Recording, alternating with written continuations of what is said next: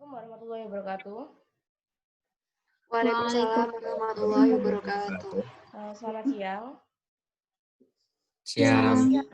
Ya, pertama-tama saya ingin mengucapkan terima kasih karena teman-teman di sini sudah mampu menyempatkan waktunya sehingga kita bisa berkumpul di sini untuk mengikuti fokus group discussion pada hari ini. Pertama-tama izinkan saya memperkenalkan diri saya terlebih dahulu. Saya Safira Tulima Faza yang akan berlaku sebagai moderator pada FGD hari ini. Lalu silakan. Dengan saya Muhammad Rinwa sebagai ODGJ atau orang dengan gangguan jiwa. Saya Alifa Fadia Ainaya berperan sebagai psikolog. Saya Faradina Aisyah Febianti. Di sini saya berperan sebagai ibu dari orang dengan gangguan jiwa. Baik, saya Krisna Tri Apriliana. Saya berperan sebagai teman dari ODGJ. Baik, berikutnya saya akan menjelaskan mengenai tujuan dari FGD kita pada hari ini. Tujuan FGD kita pada hari ini tidak lain untuk menegakkan suatu diagnosis. Maka dari itu yang kita cari adalah penyebab dari gangguan dan juga penanganan dari gangguan itu sendiri. Jadi mengerti teman-teman? Bisa. Terima kasih. Scene 2. Untuk saudara Nuha sendiri, kalau boleh tahu sekarang kesibukannya apa ya? Kesibukannya akhir-akhir ini mungkin cuma kuliah sama ngerjain tugas-tugas saja sih, Kak. Kalau untuk ibu dari Nuha sendiri ini, untuk sekarang kesibukannya seperti apa? Oh, jadi kalau saya itu akhir-akhir ini itu bukan akhir-akhir ini ya, saya itu bekerja sebagai seorang perawat selain ibu rumah tangga, jadi seperti itu. Kalau boleh tahu mengganggu ya kerungu deh headsetku.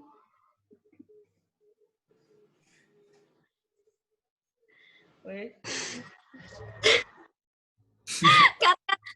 Cut. Ayo. Record.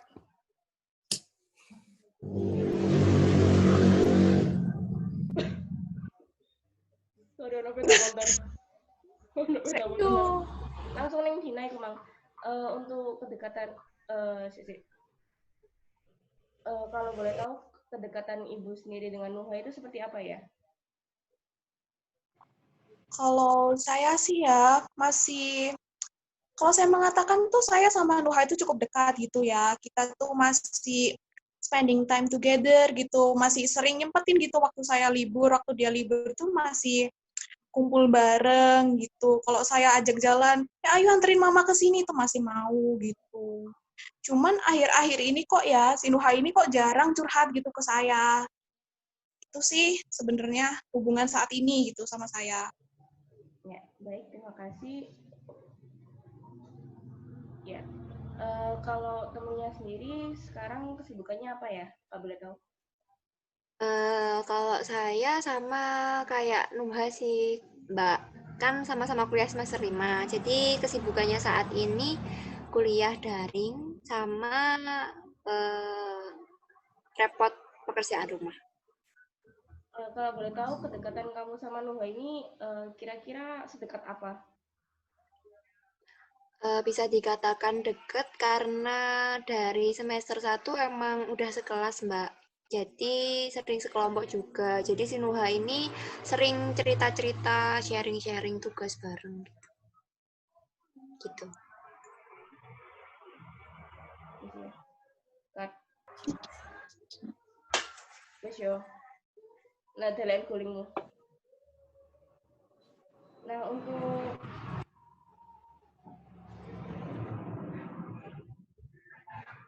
Nuha sendiri bisa diceritakan keluhannya untuk saat ini tuh seperti apa? Apa yang dirasakan sekarang? Silakan. Yang dirasakan saat ini mungkin ini sih, Kak. Kayak aku tuh sering banget ngerasa cemas nggak jelas gitu loh. Nah, munculnya rasa cemas ini tuh kayak pas waktu kuliah, terus pas dapet tugas-tugas, Terus pas ketemu orang-orang banyak gitu juga aku sering ngerasa cemas gitu tiba-tiba.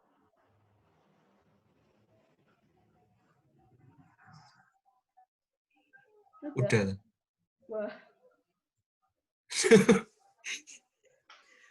Iya. Untuk dari temennya sendiri melihat apa yang dikeluhkan Nuha ini seperti apa ya? Bentar. Kok Mbak Fir yang nanya, bukannya aku ya? Kamu tah? Apa aku? Ini nggak di-cut. Aku kan tadi. Jadi cici. Ya wes, kamu wes. Dek. Bentar. Aku jawabnya cukup gitu kan. Nanti di probing Iya. lagi sama Naya. Kamu tanah Aku. Ya wes, mana ini? Oh enggak, wes langsung wes lah enggak apa. Langsung probingan. Udah di-record. Nggak di-cut dari awal. Enggak usah dodo. Udah. Ya. Tadi seperti dari tadi. Waktu aku ngomong keluhan itu apa? Gak apa-apa wes naik langsung di probing. Hitungan sih 5 detik.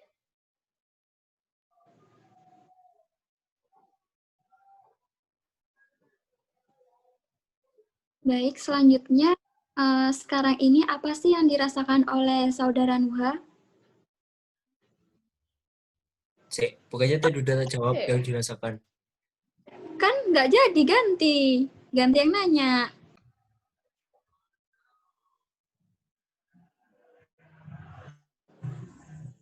Baik, di sini saya akan sedikit bertanya ya kepada saudara Nuha. Saudara Nuha itu mengalami perasaan seperti itu dari kapan ya? Udah dari ini sih Kak, masuk perkuliahan semester 2 aku mulai ngerasa kayak gini. Cut, weh. Oke, record. Untuk dari psikolog sendiri, apakah ada yang ingin ditanyakan mengenai keluhan yang dialami Nuha sendiri? Baik, terima kasih atas kesempatannya. Di sini saya akan bertanya dulu kepada saudara Nuha ya. Kira-kira saudara Nuha mengalami perasaan seperti ini dari kapan ya? Udah sejak ini sih Kak, masuk perkuliahan semester 2 aku mulai ngerasa kayak gini. Oh, udah cukup lama ya, ternyata sekarang udah semester 5 ya? Jadi sekitar kurang lebih 2 tahun lah kurang lebihnya. Oke, saudara Nuha itu sesering apa sih mengalami perasaan seperti itu? Aku ngerasanya kayak gini tuh sering banget sih Kak, cukup intens gitu. Kan tiap hari juga kuliah kan ya. Terus pas kuliah juga sering banget dapat tugas. Nah, pas waktu itu juga rasa cemasku ini juga muncul. Terus ketemu kan kuliah juga kan ketemu orang-orang banyak juga kan. Nah, aku kalau ketemu orang-orang banyak juga ya cemasku muncul gitu. Jadi saudara Nuha itu cemas muncul tuh ketika dalam dunia perkuliahan ya, entah dalam tugas, berinteraksi dengan teman-temannya. Iya, kayak gitu, Kak. Baik, selanjutnya dari temannya sendiri, kira-kira apakah yang disampaikan oleh Nuha tadi Anda mengetahui? Kalau mengetahui, saya merasakan, Mbak. Jadi iya benar, kalau semester 1 itu nggak terlalu parah. Tapi mulai semester 2 dan semakin ke sini, daring ini semakin parah, kayak ada tugas itu, tanyanya langsung ke saya, kayak gupui gitu loh, Mbak. Kayak gitu sih yang saya rasakan. Jadi Anda merasakan apa yang dilakukan oleh saudara Nuha ya, misalnya ketika dia luput tugas, Anda juga merasakan. Bener. Oke, selanjutnya dari ibu sendiri, apakah memahami apa yang dirasakan oleh anaknya? Saya tuh ini Mbak ya, kayak kurang tahu gitu Mbak. Cuman kalau di rumah itu si Nuha ini dia itu kayak lebih sering sendiri gitu loh, Mbak. Semenjak selesai semester 2 itu, dia tuh juga jarang ngobrol sama saya gitu loh, jarang cerita-cerita. Padahal dulu tuh ada apa-apa dikit-dikit cerita ke mamanya gitu. Sekarang itu jadi sering di kamar aja, apalagi kalau misalnya saya ada tamu. Terus saudara-saudaranya banyak yang datang. Kan rame di rumah ya, masa masa apa dia nggak ikut gitu loh, paling nggak ketemu bentar. Nah, dia tuh enggak, Mbak, ngejauh gitu, masuk di kamar. Kalau saya tanyain bilangnya nggak apa-apa gitu. Jadi ke saya tuh jadi kurang terbuka gitu loh, Mbak. Kalau saya tanya itu ya begitulah gitu. Jadi saya jadi kurang paham gitu loh, dia ini Yang kenapa gitu. ditutup-tutupin ya, Bu? Kenapa? Ada yang ditutup-tutupin. Ya kayak gitulah. Jadi kayak disimpan sendiri, dipendam sendiri gitu. Saya kan juga nggak tahu ini kenapa anak kok tiba-tiba diam gitu. Baik, mungkin saya ingin bertanya lagi kepada Saudara Nuha. Kita kan kuliah itu dari semester 1 ya, tapi ternyata Saudara Nuha mengalami dari semester 2. Nah, mungkin bisa diceritakan awal mulanya kenapa bisa dari semester 2 hingga semester sekarang masih mengalami kecemasan seperti itu? Mungkin ini sih Kak, di UIN kan kayak 1 tahun gitu kan wajib mahat gitu kan. Nah, di tahun pertama tuh kayak aku kaget gitu loh pas masuk mahat. Soalnya kegiatannya padat banget. Dari mulai kegiatan mahatnya, kegiatan kuliahnya, belum lagi tugas-tugas kuliah. Jadi kayak aku susah gitu loh untuk memanage waktu yang benar tuh kayak gimana, kesusahan. Mungkin itu Untuk sih salah satu penyebabnya yang bikin aku ngerasa cemas gini. selama ini tidur Saudara Nuha gimana? Apakah kesulitan atau gampang aja tinggal tidur, nyenyak gitu, atau ketika mau tidur susah sekali? Kalau rasa cemas aku muncul gitu, susah banget sih Kak buat tidur. Kadang pernah sampai pagi gitu aku nggak bisa tidur. Gak tau kayak nggak ngantuk gitu loh, kayak kepikiran terus. Kayak ngerasa cemas aja, belum tenang rasanya. Psikolog sendiri melihat keluhannya Nuha ini kira-kira seperti apa ya? Baik, berdasarkan yang telah diceritakan oleh Saudara Nuha tadi dari temannya dan juga dari ibunya, dijelaskan juga kan tadi sudah dari semester 2 ya, sampai sekarang semester 5 itu udah 2 tahun, cukup lama banget ya. Saudara Nuha menjelaskan sesering apa. Nah, kita tahu sendiri Saudara Nuha aktivitas sehari-harinya itu kuliah. Nah, kecemasannya itu dijelaskan muncul ketika dalam kegiatan perkuliahan, entah dalam mengerjakan tugas ataupun berinteraksi dengan teman. Kemudian, dampak-dampak yang Nuha alami ketika ia menjelaskan tadi yaitu jantungnya suka berdebar-debar, terus tangannya suka keringat dingin, sulit tidur, dan sebagainya. Nah, itu dapat dikategorikan mencakup beberapa gejala GAD. Sebenarnya apa sih GAD itu? Nah, GAD itu seperti mempersepsikan kejadian-kejadian yang biasa, tapi dipersepsikan seperti luar biasa. Misalnya tadi, ketika teman-temannya Nuha kuliah, pastinya Nuha tidak sendiri ya kuliah, teman-temannya juga kuliah, tapi apakah semua teman-temannya mengalami kecemasan? Tentu tidak. Nah, di sini mungkin ada yang salah.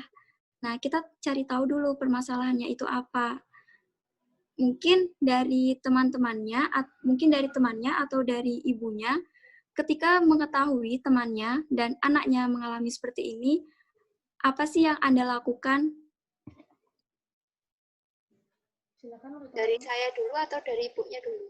dari temannya dulu. Dari temannya boleh.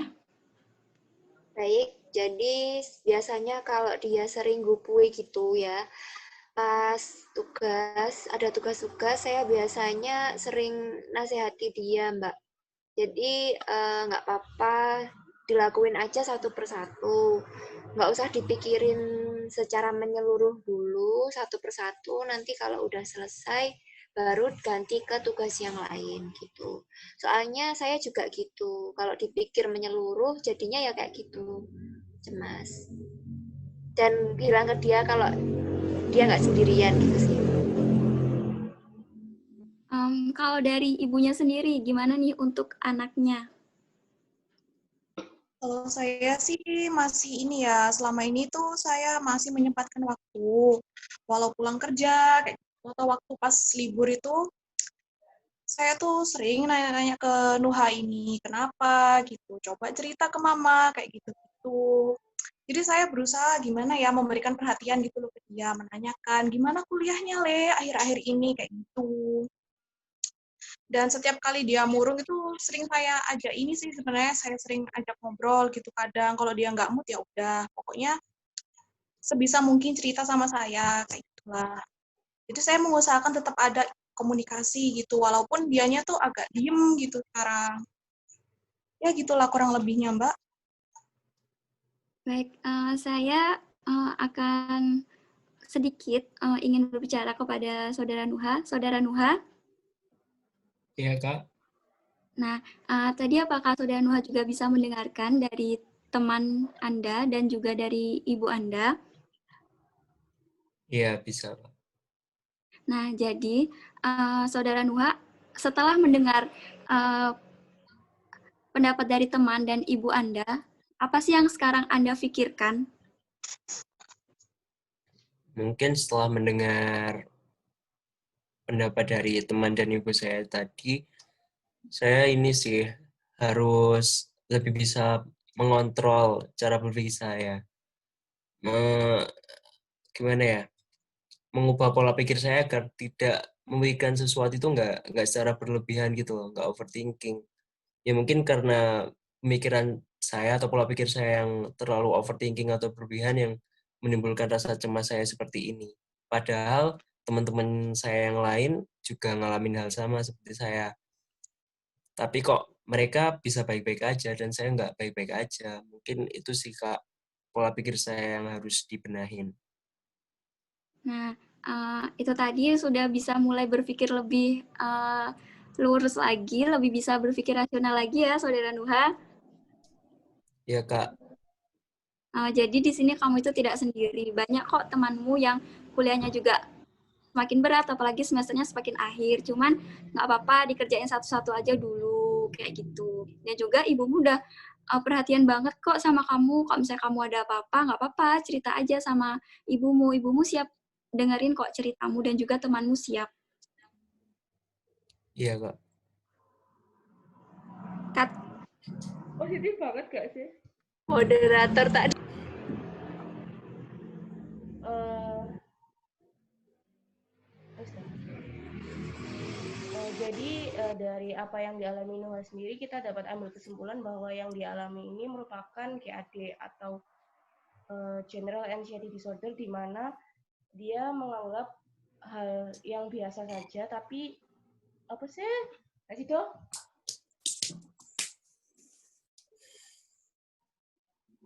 Ada.